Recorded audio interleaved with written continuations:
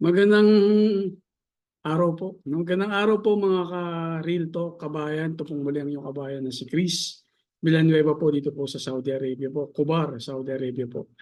Ngayon po, buti na lang yung i-update ko na po kayo tungkol po dun sa July 5. July 5, 2025 po ni Rayo Tatsuki. Doon po nasulat po niya dun sa The Future I Saw.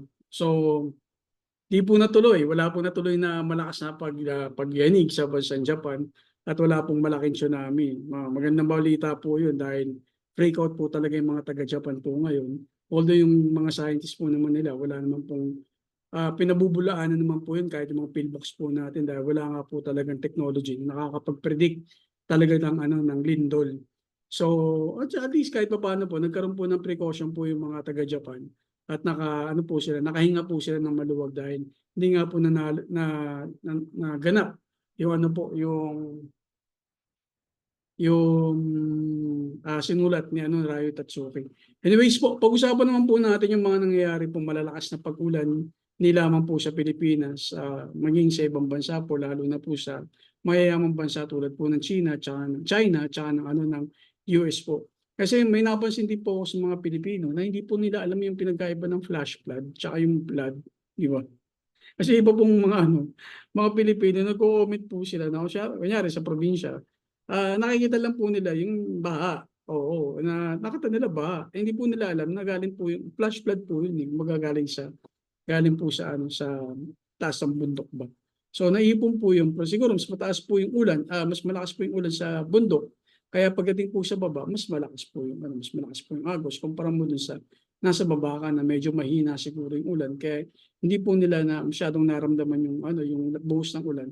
So nakita na lang po nila na malakas po talaga yung ah, siguro ang buhos ng ulan sa bundok. Nang nakita na nila umaragasa po yung mga tubig sa bundok papunta po sa kanila. Talagang overflowing yung water po. Inaano po kasi nila yung flood project po ng gobyerno. Anyways, dapat naman po talaga nating hanapin po yun, lalo na kung mayroong mga project po dito yung DPWH. Hindi po dapat hanapin sa Pangulo, dapat hanapin po yun sa mga mayor po ng mga lugar niyo.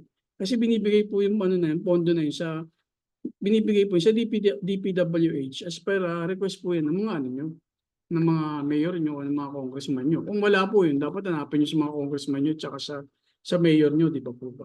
Anyways, yung mga mass volume po ng mga tubig galing po sa ulan. Hindi po yan unique sa Pilipinas lang po. At yung mga flash flood, hindi po yan unique sa Pilipinas. Baka pagkamali niyo po. Kahit ang ibang bansa po na napakalaki at napakayaman, nakakaranas po sila ng ganyan. Lalo na po sa China. Kung titignan po natin, share ko po sa inyo yung video na napanood ko po. Talagang sobra po yung massive na tubig na-experience po ngayon ng China. Wala po silang paglagyan ng tubig na po na yan. Sobra po, mga 5 araw na po silang binabayo. Ito po isa po sa mga province po ng China na talagang sobra po silang binabayo. Nawala ang aking mukha.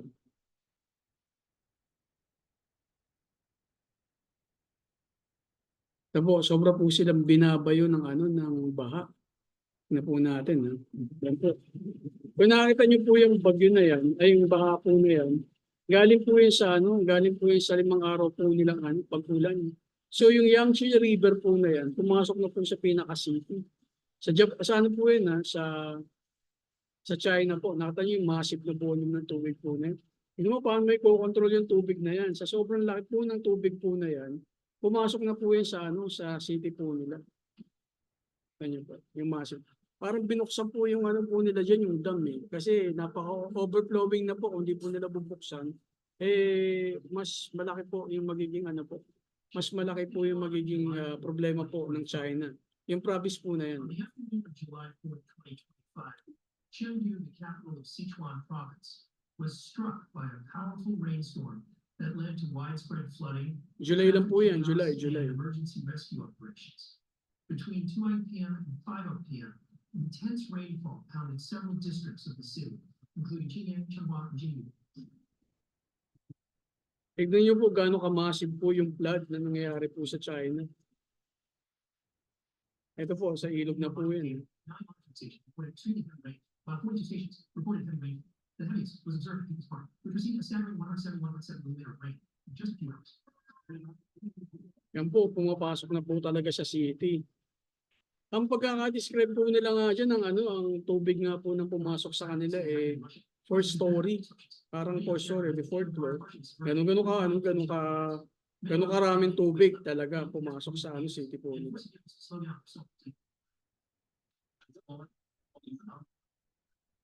Ayan, ang mga bahay po dyan, puro mga mga high-rise building. What more po sa atin po tumama yan.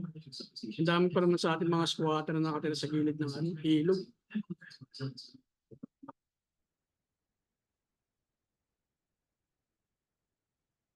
Tignan po natin sa iba.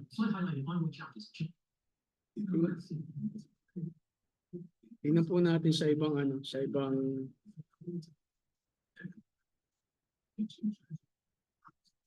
yan po yung sa China lang po. Ito pa po yung sa China. Yung makakuha naman po ng kuha naman po ng mga netizen po nila. Ayan po. I want to chat it down. Ba? Talaga pumapasok kung saan. Ganyan naman. Sobrang lakas. Malamang pag sa atin yan, pipintasan yung gobyerno natin kung anong ginawa sa flood control. Wala nang matino sa natin. Wala nang katiwiran sa mga Pilipino sa atin pag pag sinabing may ganitong project tapos sobrang lakas ng ulan, hindi nila makita kung saan yung project na yan. Walang katiwiran yan. Basta sa kanila lang nila yung masabi lang nila yung gusto nila na against sa government. Pero kung sila po tatanungin nyo, ano magiging solusyon po dyan? Alam mo, wala silang solusyon dyan. Hindi naman ganun sila katalino mag-isip.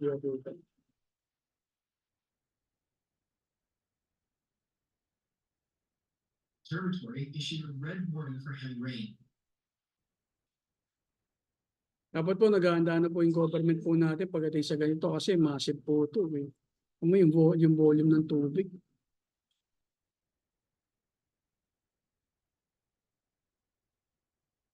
Local netizens Yan po sa China po. Tignan po natin yung sa nangyari lang po kanina sa US. Ito po, maunlad na bansa na rin po ito. US po ito. Pero 24 po yung namatay po sa kanila. Nangyari naman po ito sa Texas.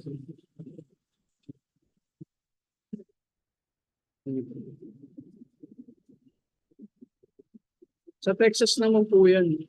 Talagang yung volume ng tubig talaga sobra. Tignan niyo po yung mga daanan nila. Yung ilog, tsaka yung daanan nila, pantay na. Tignan mo yung mga puno sa gilid. Siguro naman di na tumutubo yung puno sa di ba, sa gitna ng ilog. Yung naging malaking ilog po yung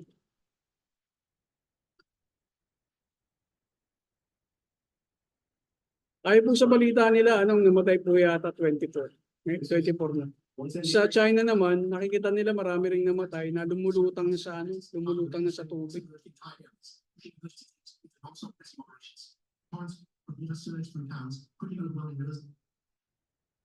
Ano po?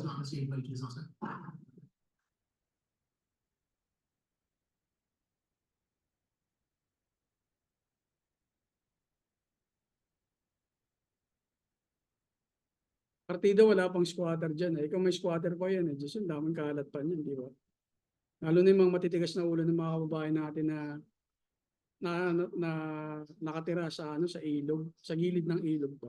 Kahit alam na nilang bawal o nakadelikado, talagang nando pa rin sila nakatira. Tapos mangangamba sila kapag umulan, hindi sila makatulog kasi nga tataas yung ilog. Wala. Tigas ang ulo ng mga Pilipino. Nakatan yung po yun, di ba?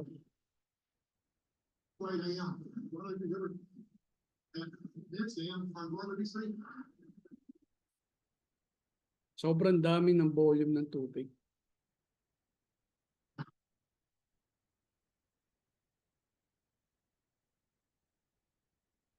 Anyways po, yan po yung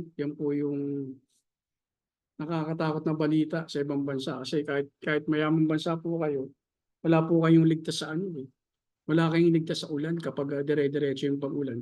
Siyempre malambot din po yung lupa, may landslide din po yan. Di na po kaya ng ano, ng mga puno po natin o ng mga puno ng ibang bansa kasi nga sobrang kulang na rin po sila eh. Wala na rin po talagang ano, wala na rin po talagang paglagyan ng tubig sa sobrang dami. Eh sa ibang bansa naman po ng ano, parting Europe naman po. Problema naman po parang sa ano sa Greece, sa Greece, sa Spain, tsaka sa Portugal yata, ang problema naman po nila.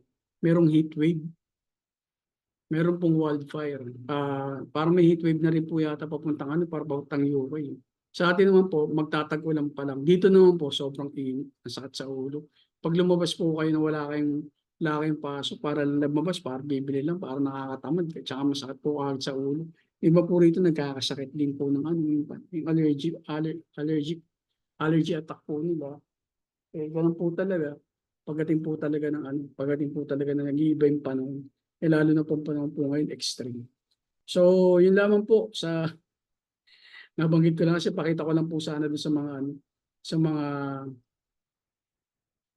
sa mga Pilipino na hindi po nanonood na ibang ano ng mga balita sa ibang bansa. Hindi lamang po unique sa Pilipinas yung pagkakaroon po ng baha o yung mga flash flood na kahit na gaano sila kaunlad, eh meron pa rin po talaga malalaking tubig na pumapasok sa ano po nila, sa city po nila dahil po nga nag-overflow po yung dami po ng tubig sa ilog po nila, nakarating po nila. Eh sa atin po, bukod po sa nagkakaroon ng flash flood at baha, dahil po sa dami ng tubig, eh dahil din po sa pagiging balahura ng mga Pilipino na mahilig po magtapon kung saan lang. Yung mga drainage po natin na natatabonan. O yung iba, baka may nakatira pa, di ba? May nakatira nga na sa drainage ng Makati po ba yun? Na binigyan pa ng 80,000, di ba? Ibang weird. Kaya lahat tuloy gusto yatang tumira sa drainage. Pero wag kayo titira doon pag umuulan, malamang puno yung. Buti tira lang kayo doon pag walang yung pag walang tubig para mabigyan din kayo ng 80,000, di ba po ba? So yun lamang po sa mga utak talangka po na akala po nila sa Pilipinas lang nagbabaha ng ganong kalaki, eh kala nyo lang po yun. Manood kasi ng mga international news. Okay po. Sige po, magandang hapon po dito po sa Saudi Arabia. At ingat po tayo palagi. Peace.